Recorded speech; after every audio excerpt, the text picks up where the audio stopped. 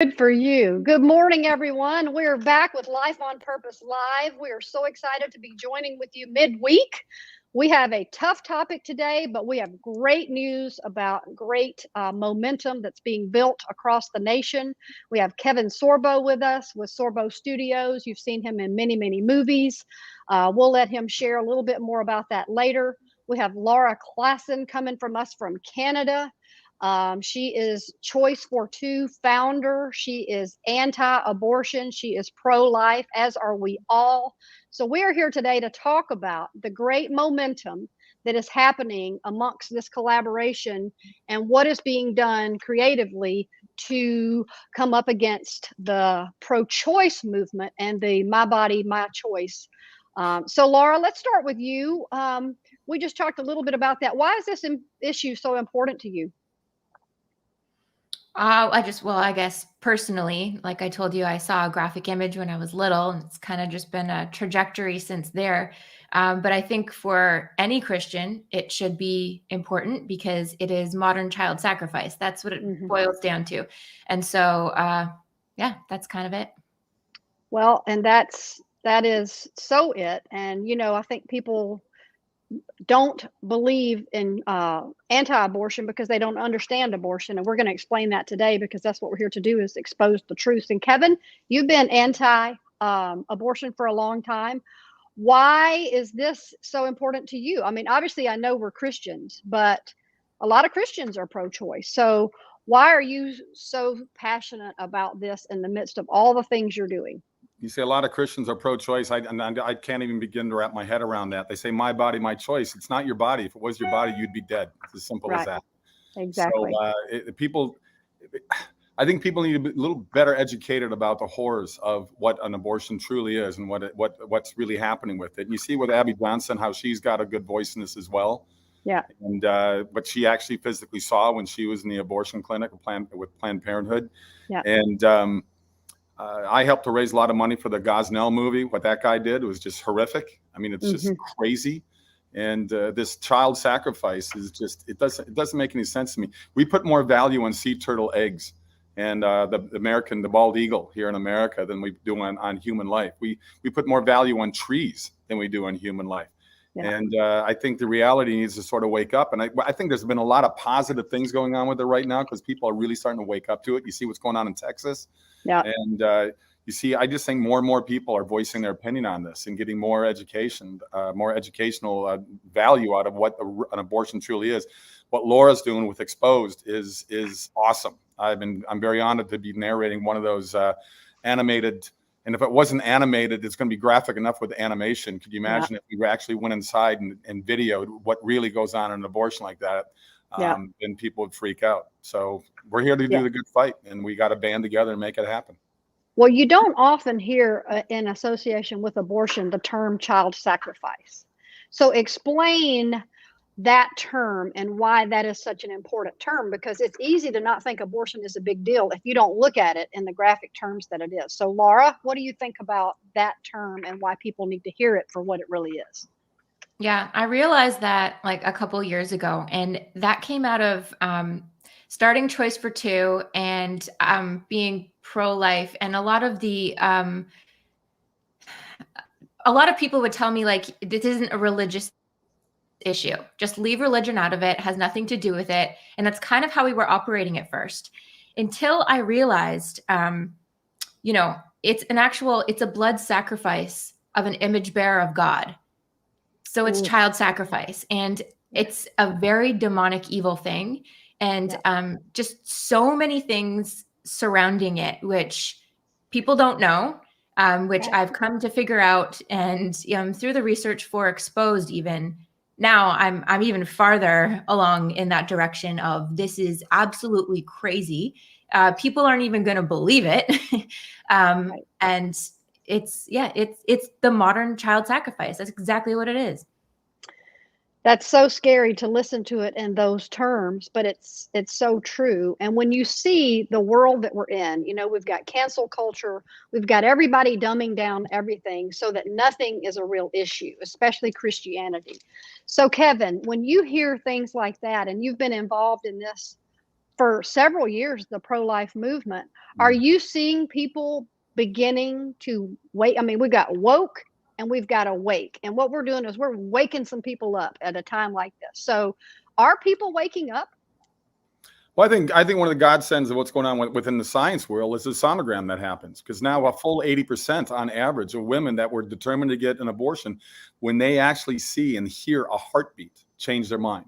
Yeah. So that to me is amazing. And if that's 80% of more lives that are being saved, then that's incredible. So we're on the right path for that right now. And you just see it, but you see it every state. It's becoming a bigger and bigger issue out there. And people are slowly starting to realize the horrors of abortion. And that's what it is. I mean, Laura hit it right in the nail. It's child sacrifice. And it's strange to me. It's demonic, it's evil, it's satanic to think that people are using it as a birth control method. Well, then don't have sex. Or have sex with a condom. I don't know. But don't sit there and use it as a birth. There are so many people out there that can't have kids. So many people out there that would love to adopt. Yeah. So, go through the 9 months and just give the child up then, because there's so many Christian loving families out there that want children of their own that will take that baby. Trust me. Exactly. And then, the regret of abortion, I shared, I'm post-abortion. I mean, you have, and Laura, what are the numbers? I've heard 1 in 3, I've heard 2 in 5. I don't know what the actual numbers are, but you have many millions of women walking around the globe with emotions. They don't understand where it came from, but that past abortion, that past, memory. I mean, I did it. I slammed the door on that for decades, never told a soul. And when I finally did, I mean, I completely broke, but it broke me into freedom. So what do you say to, I believe this is why a lot of people don't deal with it from a real perspective, because so many people don't know how to deal with it from a real perspective. Yeah, that's one of the reasons why even a lot of pastors won't talk about it in churches, because they don't want to offend the women who have done it. At the same time, then they're just keeping them in that prison of guilt, because the only answer to that type of regret is knowing that you essentially murdered your own child, and God can forgive you for that. And so by not talking about it, and it's super harsh, but God died for us to forgive us for everything, and that is something that is covered by Jesus Christ dying on the cross. So it's really tough, for sure, to talk about it, because it's so heavy, but we definitely need to be for the post-abortive women. Yes. And being able to say, and which one of your episodes is going to be in that, the topic of, I put it in my book, and I've come clean about that and said it. And I can't tell you the people that have called me and said, I've never told anyone. I mean, that's how emotional we are. So we have Kevin, you see a lot of that out there. You're out there as a Christian, we've got to deal with things really so that we can truly walk in freedom. We can truly accept the blood sacrifice of Jesus, and we can truly use our stories for God's glory. And that's one of these that could help this issue, is if more women would speak up and say, I did this and it hurt me for so long, that it could be helpful. So what do you say to people about sharing their story and being able to walk in that freedom that you have movies about? Well, I think it's therapeutic for them. I've been doing pro-life speaking for about 9 or 10 years now. Yeah. And the number of women that come up to me after I speak, I usually have a signing table, that come up and say, I've had to live with this every day of my life. And they'll sit there and go, my daughter would have been 14 years old today, because they know that roughly the date that baby would have been born. Yeah. Most of them that I would think most of them have regrets. There's others out there that we've seen on, some celebrities that come on and brag about their 7 abortions, which is just unbelievably sad to me. Yeah. But many of them sit there and regret the decision that they made. Yeah. And they made the decision out of, I think, we're trying to normalize things like that. We've been doing it since early 70s, and I think people have just gotten used to the idea of this is the way it is.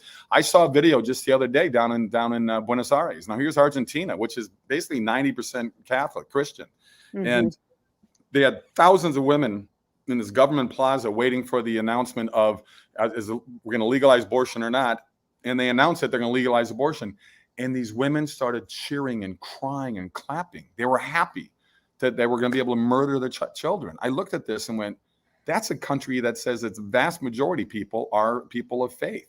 And I'm going, wow, look at where we are right now. Look at what's going on. I traveled to Europe with my family 2 years ago before everything got shut down with COVID. And I had three different cities I had to go to do speaking events at. And I said, let's make it a month trip with our kids. Well, all the churches over there are now either just museums or they're nightclubs. They've turned them into nightclubs. You got the stained glass windows and people in there picking up each other and drinking, getting crazy. I mean, it's turned into us. You know, we're probably only 15 to 20 years behind what Europe is right now, but we're definitely heading down that same road with what's going on here in America. And I see the same thing happening up in Canada. I mean, the last few months, all these churches, I see being burned in Canada. What the heck's going on? Yeah. I mean, oh, you heard about that? Oh yeah. Oh yeah. Well, and Laura, let's talk about that, because you have cancel culture. I mean, we know that's a thing, and you've come out very boldly, very creatively. I mean, you're taking a tough topic and you're giving it validity. We talked about this a little bit before. You've got the facts, you've also got the feelings, but you back it up with the facts. So what you've been able to do, or what you're getting ready to do and continue to do with the Exposed series, is so creative that I believe it's going to really have an impact on so many women, because you can't avoid the truth if it's in your face, and it's going to be available. So where does that creativity, and I mean, have you just been, I mean, you've gone viral on so many videos. So I think God has just given you a gift to be able to look at this from a different perspective. Yeah, I guess so. I'm an artsy. Like, I worked in theater before, while I was doing this. So yeah, it's definitely something that can be used. And like, the media is so powerful, right? Like, just look back through history. This is what drives a lot of things. And so, yeah, our series is pretty crazy. And actually, Kevin he finished the voiceover for that first episode. And like, our team is so depressed right now because we're working on it and everyone's crying the whole time. Like, my animators are crying. Like, he did such an amazing job. But it's so awful. Like, it's unbelievable. So that's the first episode. And then we've got, 5 more. So they're going to be really, really well done in terms of like level of the professional level and everything, but they're just so awful. So what is the topic of the first episode, Kevin, where you're the voiceover? Well, I'm basically doing the voiceover of an anesthesiologist guy, a sonogram guy, right? Mm-hmm. That was just yanked into this situation in the hospital. He didn't know what he was being brought in for, and he got in there, and it ended up being an abortion. And I think, is it 5 months or 6 months at this point? Yeah, I don't think we actually said in the video, but the doctor told me the baby was dated 24 to 25 weeks. Okay. And he was sitting there in horror to watch what he physically watched as the doctor went in there with the sharp instruments to basically rip the legs apart and arms apart from the baby to kill it and crush the skull. The baby actually moved away when he first touched it. It tried to get away from the sharp instrument that was already hurting her inside the womb of the mother. And he sat there in horror and just watched this thing. And Lord just sent me the words of that guy, of that medical professional guy. And the first time I read it on my own, it made me cry. And it was like, this is just unbelievable. And we know this goes on, but I think people need to see it. Yeah. I mean, if you look at the movie Unplanned, it's from the same writers that I did my movies What If and God's Not Dead With, the same two writers. And initially, even Hollywood gave it an R rating because of the abortion. So even Hollywood, that is so pro-abortion, admits that abortions are pretty horrific because they gave it R ratings. They had to fight to get it down to a PG-13. So it's interesting, the hypocrisy that you see coming out of Hollywood. I mean, politics runs downstream from culture. Who runs the culture? Hollywood does, along with the mainstream media, because that's where the power is. And you see what's going on in there. And you see it in Canada as well. You see it with their elections, It's just as horrific as it is here in America. So you wonder if your vote even counts anymore, or how much corruption is out there. But right. It's evil, and we got a battle on our hands. And what's interesting is that Laura and I can't have a voice in this without getting attacked. I don't attack those people that are for abortion. I don't have the same anger and hatred that they have towards Laura and I for speaking our mind. That's the amazing thing. The party on that left, the party that are pro-murder, so to speak, these are the people that they claim to be the people of peace. They're not. They're the people of destruction and hate and divisiveness. They love the anger. They love the hate. And this is the battle we have, and we're going to keep fighting that battle. I find it amazing to me that these people have that level of hatred towards somebody that disagrees with them. I don't have that same level of hatred. I just said, let's have a discussion. But they want to take away freedom of speech. They wanted a one-way street for themselves. Well, and let's talk about that, because, you know, I like to talk to people about living their life on purpose. And you guys are both examples of you're living your life on purpose. God has given you a mission in your life, and you're living it. And you have platforms on which to do that. But yet those that, I mean, obviously we know we have an enemy to our soul, and you have trolls, and Laura, I've seen quite a bit of those on your page, but they don't build their own platform. Why don't they just come up with their own facts? Okay. If they think what you're saying is incorrect, and that's not their agenda. They want to take you down. They want to take what you're saying down. So what do you say to people? I mean, our world, we have a lot of things going on that's a mess. Abortion is front and center. You have a ton of people that are anti-abortion, but people don't know what to do to get involved and become, a social activist. You're both activists, but everybody has to look at where we're at right now and what is God calling us to do and step into that next thing, even when it's hard. And so what do you say to someone who's afraid to do that? Laura, start with you. You jumped in there. You're taking on a tough issue. What do you say to someone who wants to take on something, but it's hard? Yeah, I'm not even sure there are that many people that want to take it on. But for those that do, I mean, come on, you're going to stand before God one day and answer for what you did or didn't do. So if you keep that as if that's your perspective, you have no excuse. And it's really bad. I know obviously in America too, but in Canada, it's so politically incorrect to be anti-abortion. We've got these hate speech laws. We've got all this craziness. So there is kind of more a risk there to people. But at the same time, babies are being slaughtered. Go and watch. You can watch our videos when they come out, but you can find abortion videos on YouTube. Go and watch that, and then consider the way that you're feeling, which is scared. It just doesn't add up, because babies are being slaughtered. So to people, I just want to kind of kick everyone in the butt, honestly. Here, there's so few people who get it. And if they do get it, then they're just Laura, I really appreciate what you're doing. Go you. And I'm I can't, this is not a one person job. This is all the people's job. So I wish people would just get in on it. Yeah. And Kevin, you in Hollywood, I mean, you're walking the walk, and, but see, here's the thing is, you took a stand for what is right, and God provided for you other jobs. And now you've become the faith and family. I mean, we appreciate you so much because you're providing great media for people that want to watch great media. But God did provide for you when you took a stand for what is right. And will he provide for others if they do the same? Well, Hollywood booted me out about 10 years ago. My agent, ICM, and my manager booted me out. They said, we can't work with you anymore because you're a Christian and a conservative, which is like being a double leper in Hollywood, apparently. Right. It's incredible to me. And they're the same people that scream for tolerance, right? Be tolerant of what we're saying in this movie or in that TV show. And then it's well, then can't you be tolerant of what I say? It's the hypocrisy just is so unbelievably blatant. Same thing coming out of Washington, D.C. as well. It's do as I say, but not as I do. The rules are only for these people, not for them. I mean, it's crazy what we're doing out there and allowing people to do it. People need to stand up and not be afraid.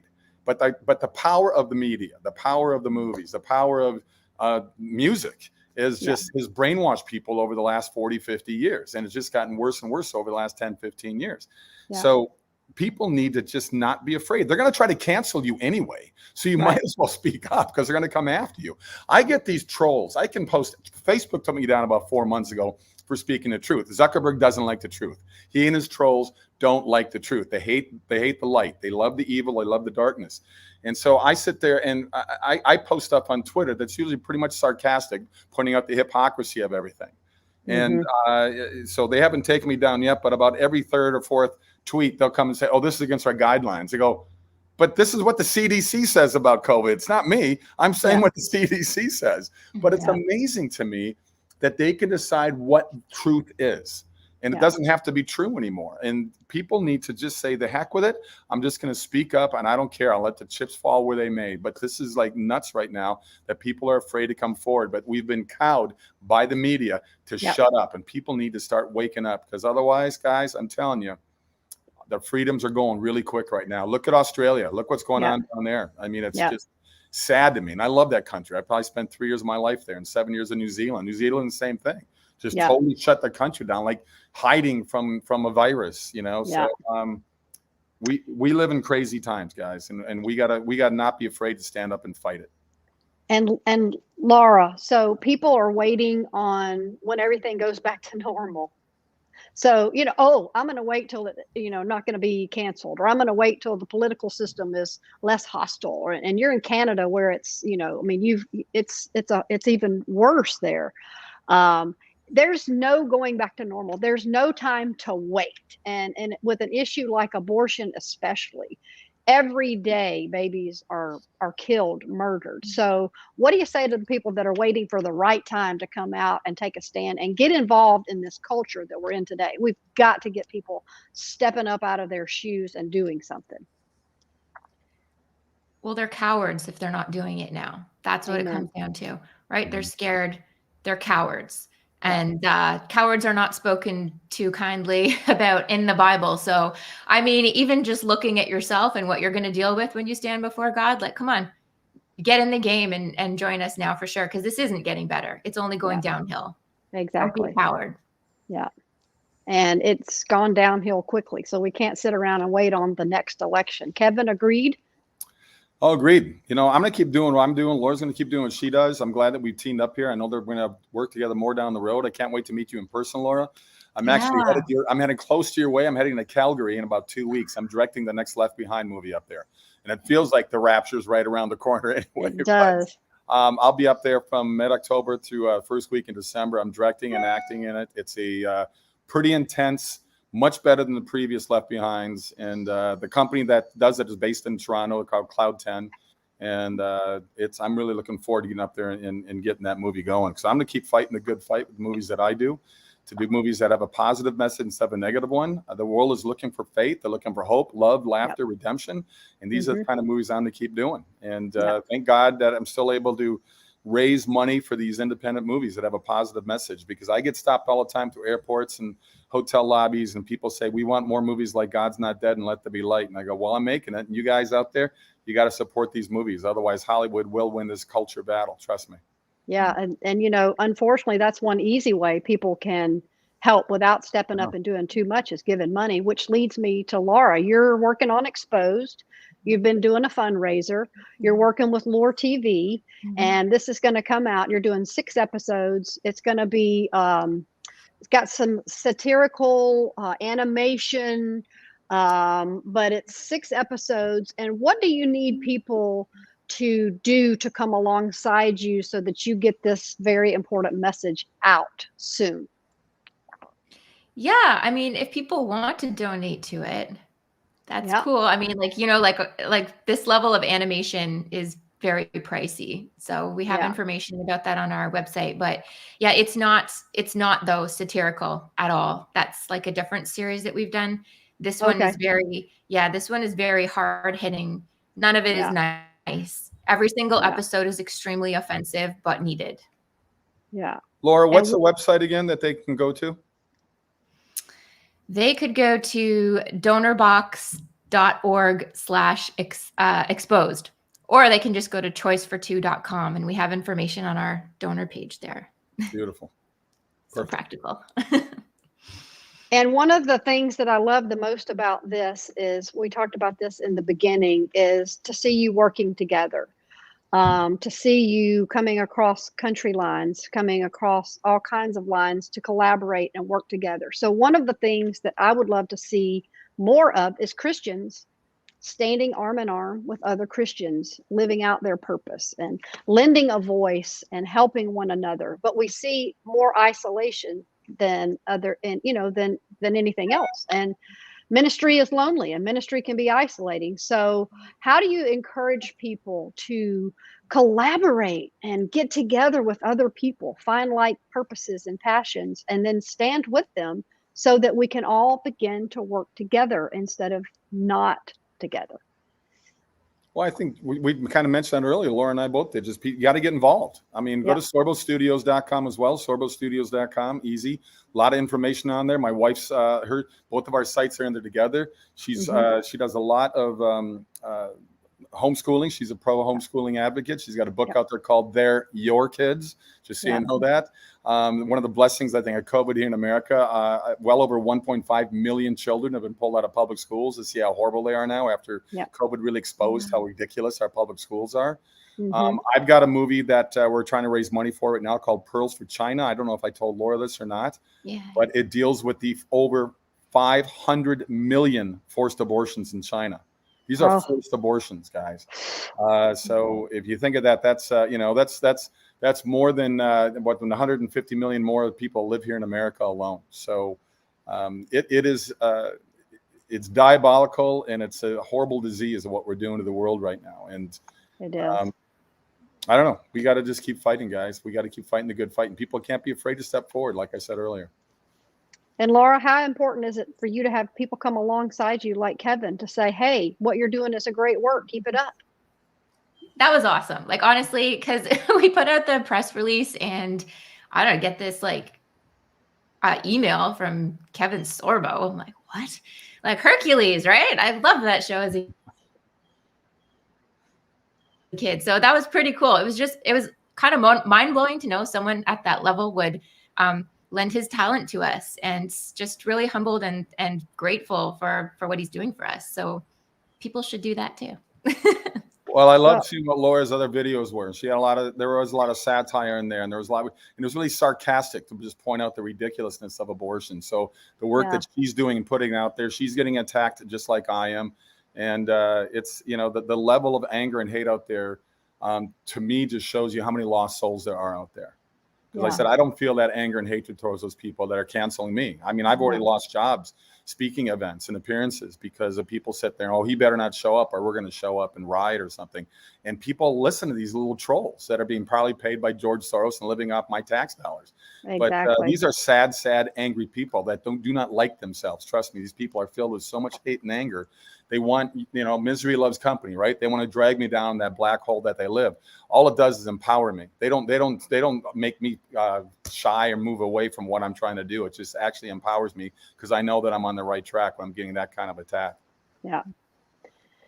So now is a great opportunity for believers, right? I mean, we see the world and we see the opportunity that's out there. And we'll close with this question because, we're getting to about our time. But when you look out in the landscape and you're both actively engaged in this issue and many more, what is your biggest encouragement for Christians to see something good? Because so many people are discouraged. So many people feel like we've lost the battle. I might as well just stay home. So many people feel defeated, but we are children of God. We have victory over our enemy, and we are called to live out our purpose. We're gifted to go out and, deal with what we're dealing with. So what do you say to Christians in general to encourage them, that this battle is not over? Laura, why don't you start with you? Yeah, well, I mean, God wins. Jesus wins. Amen. In the end. So just that right there. And yeah, I'm not sure that it has to be all encouraging and all great all the time, because doing this is not fun and it's not easy. And and knowing how many babies are dying and knowing just everything, it's so awful. But then also it's been, for me, really cool because my relationship with God has just gotten so much stronger throughout all of this. And that is a blessing to me. So that's the good side of it. Yeah, that's a great side of it. And that's a great point, because sometimes purpose isn't the touchy-feely, oh, rah, rah, God. It's what keeps you up at night.